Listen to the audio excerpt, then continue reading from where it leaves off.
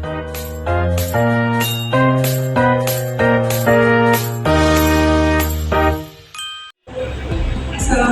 warahmatullahi wabarakatuh.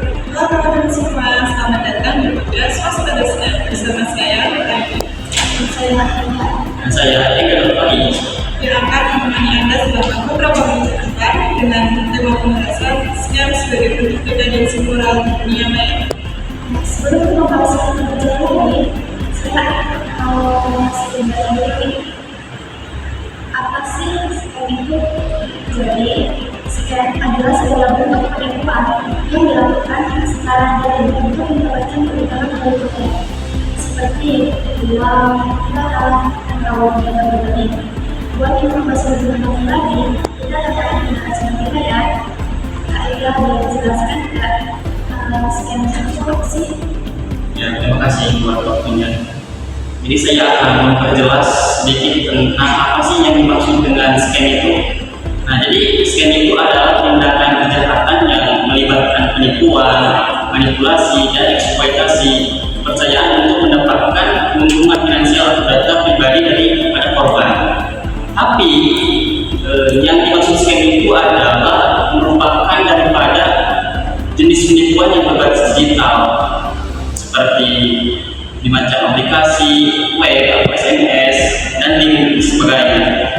Intinya itu, jadi scam itu adalah penipuan sama ada yang lainnya, tapi juga ini istilahnya itu berbasis yang digital. Nah, dari berbasis digital ini, kenapa scam sebagai bentuk degradansi moral di dunia maya? Kenapa sih Kak scam bisa disebut sebagai bentuk degradansi atau penurunan moral? Ya, jadi memang tindakan scam ini dianggap sebagai bentuk degradansi atau pemerosotan moral di dunia maya karena beberapa poin-poin tertentu. Seperti satu, pelanggarannya nilai dasar daripada moral karena hilangnya kejujuran. Jadi scammer atau pelaku scam membangun hubungan palsu dengan ada korban, misalnya memancing scam, memasukkan identitas, atau misalnya berpura-pura menjadi bank atau instansi tertentu, atau menjanjikan keuntungan yang tidak masuk akal atau tidak realistis. Semua ini didasarkan pada kebohongan yang berencana. Itu yang pertama. Yang kedua, ada pelanggaran etika dan kepercayaan. Jadi scammer ini bertentangan dengan nilai-nilai daripada fundamental seperti kejujuran dan kepercayaan bagi masyarakat. Scammer ini juga membangun kepercayaan palsu hanya untuk mengeksploitasi korban secara finansial dan nantinya yang merupakan pengabaian atau total terhadap etika internasional. Yang ketiga, jadi ini dapat berdampak merugikan kesejahteraan masyarakat. Mirip dengan korupsi, ini nggak ada bedanya dengan korupsi. Cuma scam ini adalah berjenis penipuan yang berbasis digital. Scam ini menciptakan ketimpangan dan mengancam kesejahteraan masyarakat dengan mencuri aset-aset korban. Nah, seperti itu. Menurut Kak sendiri, apa sih faktor yang menyebabkan terjadinya scam itu sendiri? Ada nggak faktornya? Jadi tentu ada sih. Dari faktor-faktor terjadinya scam ini dibagi menjadi dua varian. Yang satu dari sisi pelaku dan yang kedua itu ada dari sisi korban. Jadi dua-duanya ini mempunyai celah atau alasan. Dari sisi pelaku sendiri itu yang pertama ada tekanan finansial yang merupakan kebutuhan mendesak seperti banyak utang, biaya hidup yang tinggi, atau keinginan untuk mendapatkan kekayaan secara instan daripada korban. Yang kedua, tekanan lingkungan sosial, peruntukan untuk memenuhi standar sosial atau gaya hidup mewah. Yang ketiga, adanya kesempatan atau frekuensi, kelemahan sistem. Jadi ini adalah kelemahan sistem digital, adanya celah atau kelemahan dalam sistem keamanan digital, regulasi atau pengawasan yang mungkin pelaku ini bisa beraksi tanpa takut memanfaatkan teknologi. Yang ketiga, intinya mirisnya etika. Walaupun zaman sekarang ini zaman gadget, banyak orang-orang sekali yang sangat pintar, tapi dengan kepintarannya itu dimanfaatkan dengan apa yang korban tersebut adanya kekurangannya kewaspadaan dan dirinya yang kabur. Karena dari korban tersebut memungkinkan literasi digital yang belum matang. Meskipun makin dalam menggunakan teknologi, banyak orang, termasuk ini Gen Z ataupun lansia, yang kurang memiliki pengetahuan mendalam tentang tanda-tanda scam, seperti tautan mencurigakan atau mekanisme keamanan digital. Dan juga ada dari sisi lengah, kewaspadaan akibat kesibukan dan stres, keinginan keuntungan cepat, tertarik pada penawaran yang tampak terlalu bagus untuk dijadikan kenyataan. Tapi pada intinya, hal ini kan maksudnya penipuan. Jadi daripada si korban sangat gampang banget untuk percaya dengan hal-hal yang tidak realistis, dan juga terlalu optimis untuk mendapatkan hal yang cukup beresiko. Dan juga korban itu terlalu optimis, merasa perangkat atau diri sendiri ini sudah cukup aman dan menyepelekan langkah-langkah seperti verifikasi uang. Nah, kita kan nggak tahu nih apa itu scam, terus faktor-faktornya juga.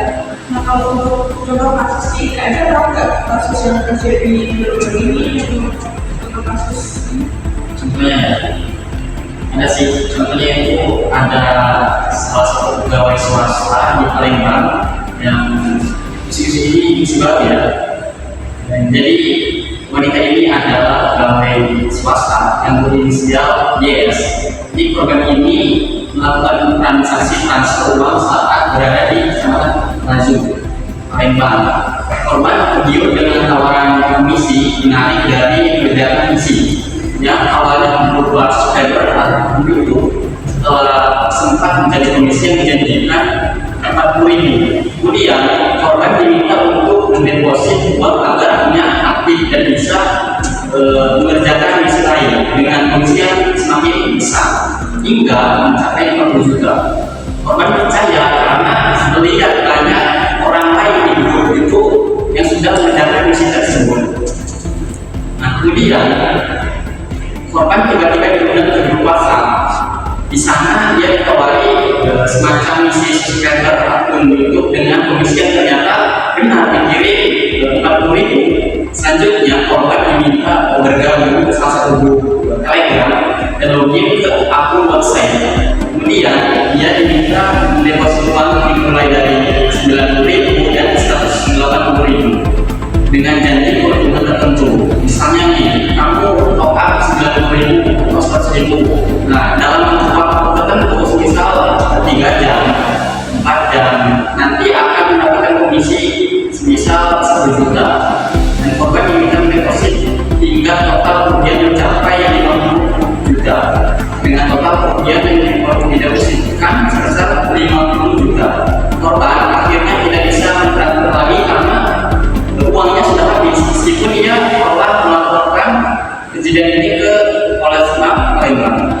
Jadi korban ini dijanjikan dengan keuntungan mencapai 64 juta. Korban berharap uangnya bisa kembali dan telah melaporkan kejadian ini ke Polres Palembang. Berarti itu lebih secara bertahap ya Pak, langsung membangun digital. Ya, jadi dari pelaku ini dia memang memungkinkan melakukannya tidak langsung dengan nilai jumlah yang sangat besar, tapi bertahap dari proyek kecil supaya memancing dari korban untuk percaya terhadap situs tersebut. Kalau dari pembahasan tadi, scam ini kan sangat berbahaya ya, apalagi buat anak-anak dan lansia yang mungkin belum tahu kalau ini dalam scam atau